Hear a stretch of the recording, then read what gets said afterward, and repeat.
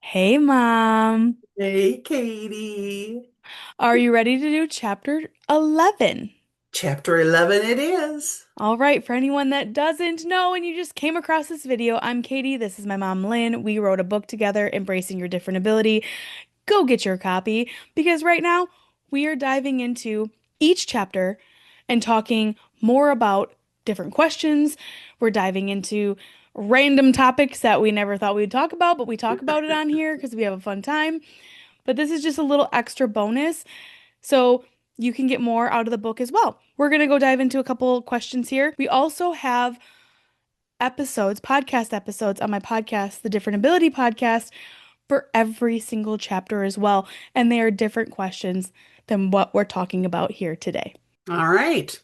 So let's get started. So, Katie, in your experience, what is the biggest challenge students face when they choose not to use their accommodations, and how can they overcome that? I am the biggest advocate of people using their accommodations. I know it might feel silly, you might feel not great about it, like you don't want to be called out or "Oh, I have to leave the classroom or whatever your accommodations are. But believe me, because in the book I tell a story about how I didn't want to use my accommodations. I call it my rebel phase. And I did a test. A teacher, my special education teacher, convinced me to do a test on myself and test myself in the classroom without accommodations and then take the same test, different questions, of course, out of the classroom the next day with using my accommodations. And it was so obvious for me that I really did need those accommodations because I needed extra time. I needed time to process and read it out loud or have it read to me. And I just saw the value in it after that even more and knew like, hey, this is not something that's bad. It's something that's good and going to help me. If you're challenging yourself or you're feeling like you don't want to, I get it. I was there and that's fine. But I encourage you to test yourself. Talk to your teacher, see if you can do a test on yourself, testing in the classroom versus testing out of the classroom or whatever that accommodation is. Try it. And also really pay attention to how you're feeling, not just how you do. But for me, when I was in the classroom, I instantly, my palms were sweating. I, my heart was racing like butterflies. My stomach was just turning and turning. It was terrible. It was a terrible feeling. And so I paid attention to that as well, knowing like, I don't need this stress in my life to take a test. Yeah, Like, yeah, I'm gonna go use my accommodations. And how can you overcome that?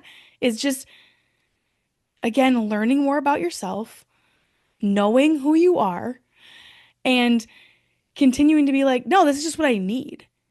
It's not like it's nothing other than like I just need I use these. This is great. And I will say in middle school, high school, yes, I was more embarrassed by them and things like that. But when I got into college, people wanted to be dyslexic so they could use accommodations too. They were like, I might have a disability. Why can't I leave the classroom? yeah. Everyone wanted to. In college too, Katie, a lot of the stuff that a lot of the accommodations that you had, people didn't even know you were getting those accommodations, like someone taking notes for you. I mean, it was Mhm. it was anonymous and whatever. Obviously, leaving the classroom or taking the test at a different time is pretty obvious, but there were things that helped you that no one else even knew about. Yeah, no. And honestly, like the more I learned about myself, the more I knew and had more confidence in myself. I have no problem talking about it. Like, I'm like, use them. It's the Yes, best. So right. I totally understand you not wanting to because I was there too. But Yeah, I will say it's nothing other than to help you. That's all. that's right. It's to help you.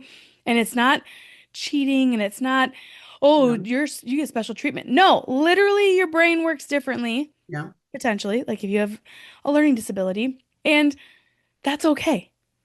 It just, And the it, bottom line is are you learning? Period. yeah. Are you learning? That's how what it shouldn't make any difference how, but are you learning? Yep. Everyone learns differently though. So Yeah. let's Yeah. utilize that. Yeah. So what advice would you give someone who feels different or ashamed of needing accommodations? It's okay to feel that way. You potentially will and probably will. Yeah. But the more, again, I keep saying this and it's so annoying, but the more you continue to learn about yourself, that slowly builds confidence within yourself to to be proud of who you are. Yeah. And you don't just wake up one day and you're like, "Yeah, I'm really happy I'm dyslexic." No, you don't do that. Yeah. It takes time. Yeah. And I have just in the last few years have been more and more proud of how my brain works differently. And I'm like, I feel bad for people that don't have brains like me. Like, I'm like, oh man, they don't get to see this like me, you know? Yeah. So it's like, but I wouldn't have gotten there if I wouldn't continue to keep learning. Yeah. And it Exactly. isn't just about your disability or your different ability, it's about anything you do in life and just who you are as a person, and even to how you were raised and where you grew up and different things. Like, everyone's different. And so, just maybe take one little part of something that might be different about you and practice talking about it. Practice being pumped about it. And the more I find, the more I talk about it, the more I connect with other people that also have a learning disability or dyslexia or ADHD or whatever that looks like. And then we have greater conversations. They're like, "So what do you do for this? Yeah. Are you, Yeah. does this help you?" Exactly. Or, "Oh, are you a hot mess and late every day?" I'm like, "No, I'm the other ADHD." Yeah.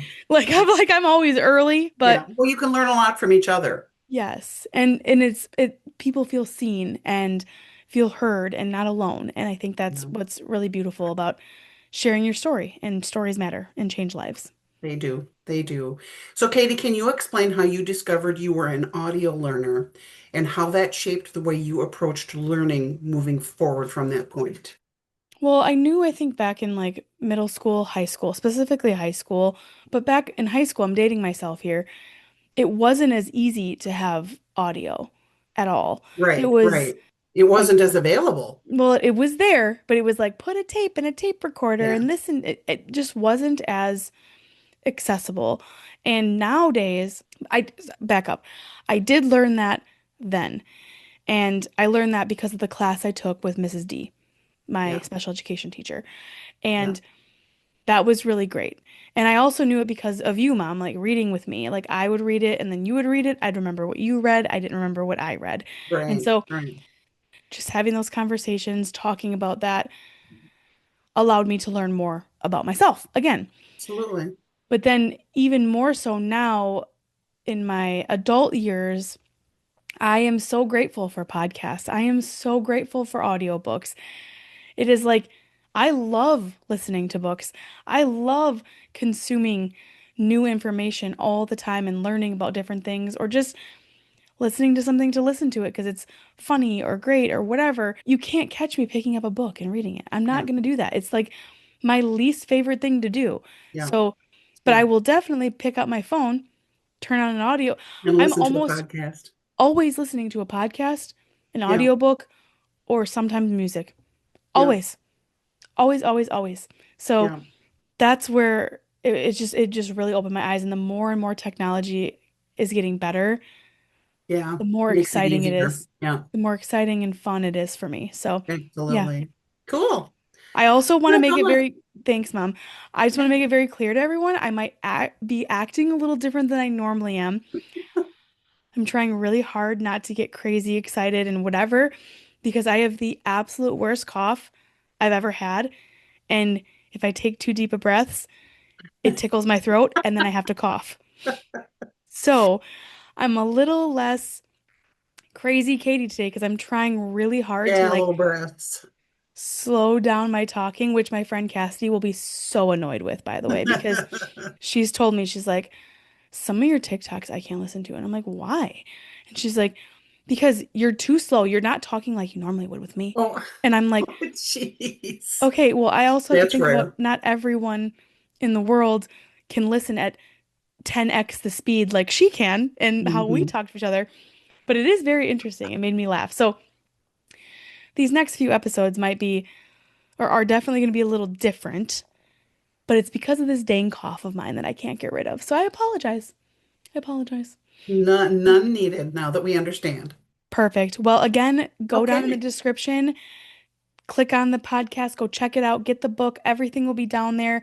Leave messages and notes. I'd love to hear from everyone. And thank you so much for listening. And let's go dive into chapter 12. 12 it is.